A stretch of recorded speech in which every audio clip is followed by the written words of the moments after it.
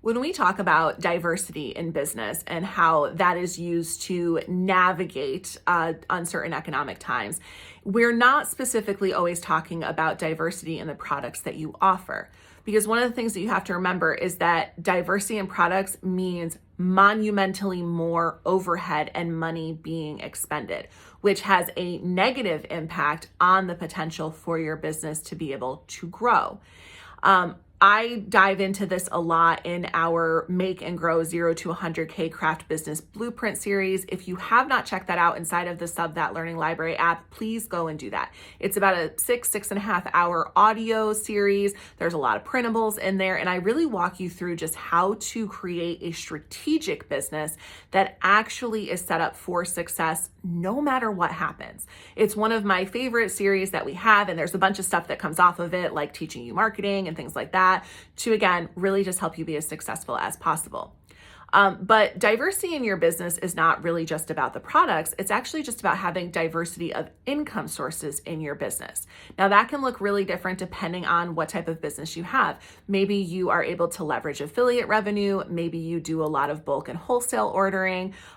Maybe you do product fulfillment and reselling. Aside from just general reselling, maybe you have a subscription service. I mean, all of these different things are ways that you can add more income streams to your business. And that is the diversity that actually keeps you afloat. You have to remember that when it comes to sublimation and heat transfer, 95% of the products are in fact made in China.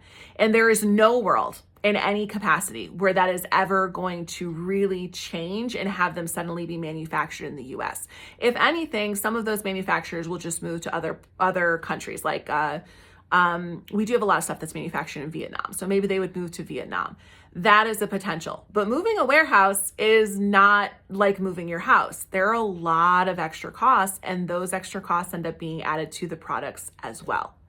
So the ripple effect of this impact of tariffs is pretty substantial because it's not just about these, it's also about the fallout of it, whether that is supply chain shortages and not having the products you need to actually be able to run your business, but also not being able to afford to pay these added costs to bring in different or new products to your business as well. I always encourage you guys to have diversity in your income for your business. But like I said, that comes from a lot of different other sources that are not specifically about having a bunch of products that increase your overhead while you're not actually making enough money. So that hopefully that kind of helps you get the baseline understanding of whether or not your product cost goes up in relation to tariffs. But let's also next talk about debunking the American-made myth.